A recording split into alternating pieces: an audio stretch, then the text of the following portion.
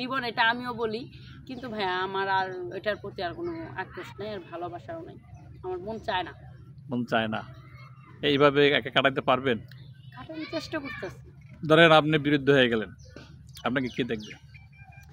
বিদ্ধ হয়ে গেলে আমি এর মধ্যে একটা কথা আছে, বিদ্ধ হয়ে গেলে স্বামী স্ত্রীকে দেখে, স্ত্রী স্বামীকে দেখে, কিন্তু তার উভয় পক্ষে কিন্তু একটা সন্তান থাকে, ঠিক না? ওই সন্তানটাই কিন্তু লাস্টে যে বাবা মাকে দেখে, ঠিক না?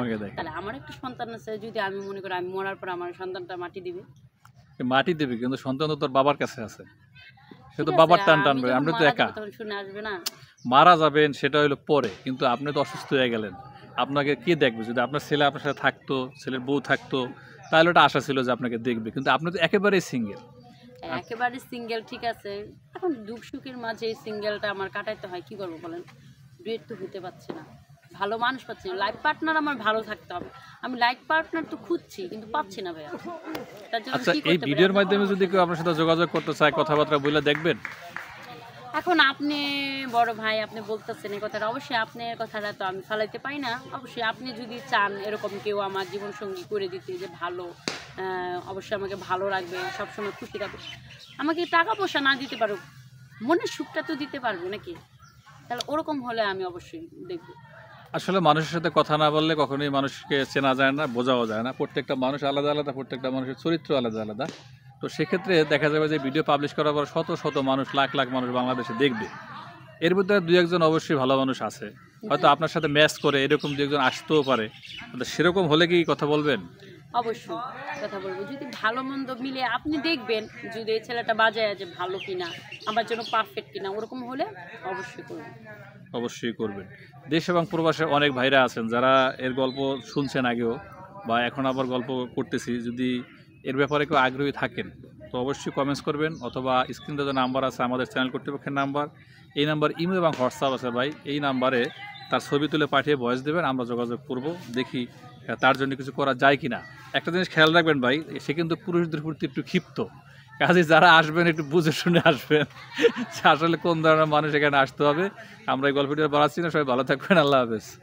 ইন্টারেস্টিং লাগলো যে আপনার স্বামী, বিবাহিত স্ত্রী, যে স্ত্রী যদি আপনাকে ছেড়ে দিল, সেই স্ত্রী এবার তাকে ছেড়ে দিয়েছে, মানে কি ফর ক্যাট, মানে ঢিল মারলে পাটকেল খাইতে হয়, সেরকম একটা হয়েছে। বলেন তো। তার মধ্যে আবার মজা আছে, কিন্তু মজা হইতেছে যে ওই মেয়েটা আরেকটা ছেলের সাথে পরকীয়া করছে, করার পরে বেশ কিছুদিন পরে ওই মেয়েটা কি করছে, তার নামে জায়গা জমি লিখে নিছে। লিখে নেওয়ার পরে টাকা পয়সা যা ছিল, বাচ্চা একটা মেয়ে বাবু হয়েছে ওই সংসারে, হওয়ার পর ওই মেয়েটা রেখে উনি ওই দলিল টলিল নিয়ে চলে গেছে। বাহ, চলে গেছে। এখন আমাকে ফোন দিছে, কোথায় আসো, আমি যা করছি ভুল করছি, তুমি এখন আবার ফিরে চলে আসো। কেন আমি চলে যাব? না, আমি তো কখনো যাব না, যেখান থেকে আমি চলে আসছি ওইখানে আমার পক্ষে সম্ভব না যাওয়া, ফেরত যাওয়ার আর উচিত না। না আমি যাব না। আমার ছেলেও ফোন দিছে, বলছে, আর ছেলে তো আমার বাবা মার কাছে, ছেলেও বলছে, মা তুমি যদি চলে আসো তাহলে বাবার কাছে আমরা একসাথে থাকতে পারবো, তাহলে ভালো হবে, তুমি আসো। আমি বলছি না, আমার পক্ষে বাবা সম্ভব না, তুমি আমার কাছে থাকো, ভালো কথা, তুমি আমার সাথেই থাকো, আমার কোনো প্রয়োজন নেই ওখানে যাওয়ার। যে মানুষ আমার সাথে এইবার বেইমানি করছে, ওই বউ আসার সাথে সাথে আবার আমার সাথে বেইমানি করবে, আবার আমার সাথে যে বেইমানি করবো না এমন কোনো গ্যারান্টি আছে? গ্যারান্টি নেই। আল্লাহর কি কুদরত, আমি যাইনি। ওর বোন, 4টা বোন, ওর বোনের আমাকে ফোন দিছে, আর বড় বোন আর মেজো বোন ফোন দিছে, যে বিষয় আমার কথা বলছে, ফাতেমা তুমি কোথায় আছো, তুমি কিন্তু আমাদের বাড়িতে একটু আইসো, তোমার সাথে কথা আছে। আমি কি বিষয় নিয়ে কথা, আপা বলে, মেয়ে তো চলে গেছে, এখন তো আমরা চাইতেছি তোমার আবার আনতে। না আপা, আমার পক্ষে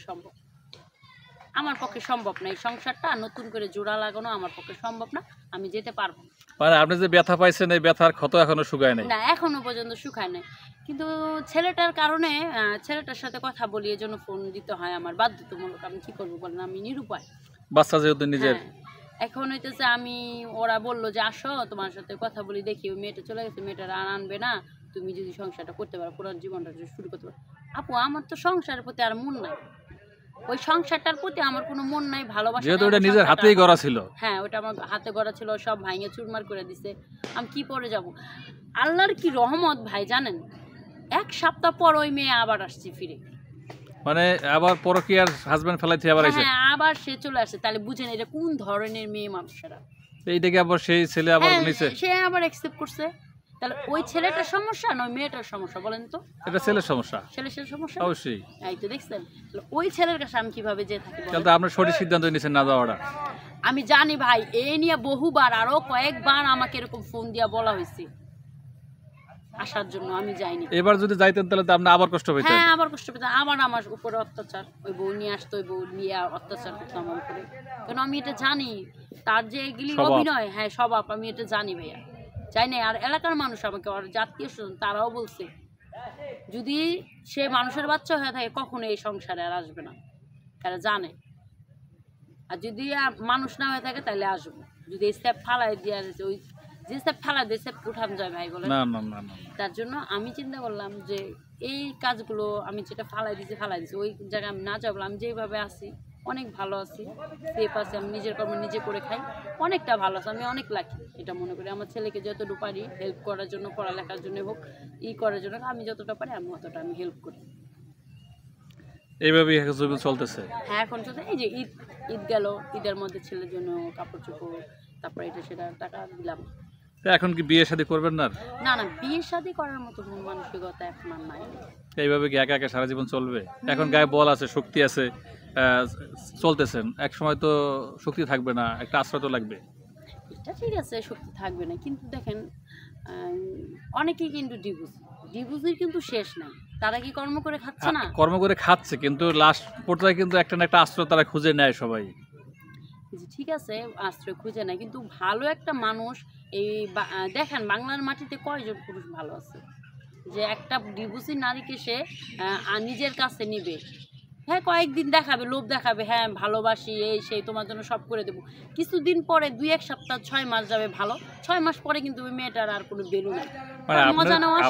আপনার কথায় বোঝা যাচ্ছে যে আপনি পুরুষ জাতির উপর একটা মোটামুটি ঘৃণা জ্ঞাপন করতেছেন। মানে সারা বাংলাদেশে ভালো মানুষ নাই, তাহলে এত মানুষ সংসার করে না? করে সংসার করে না, ভালো মন্দ মিলাই তো। শুধু দর্শক, আসসালামু আলাইকুম। জীবন গল্প অনুষ্ঠানে ক্যামেরার সামনে উপস্থিত সেই সুপরিচিত মুখ, আমরা তাকে নিয়ে আবার আসছি। কারণ আমরা যেভাবে ভিডিও করছিলাম তাতে ওইরকম সাড়া পাই নাই। তো পরবর্তীতে আসলে সাড়া পাই নাই বললেও আমরা যোগাযোগ করতে ব্যর্থ হয়েছিলাম। এখন আবার নতুন করে আমরা শুরু করতে যাচ্ছি।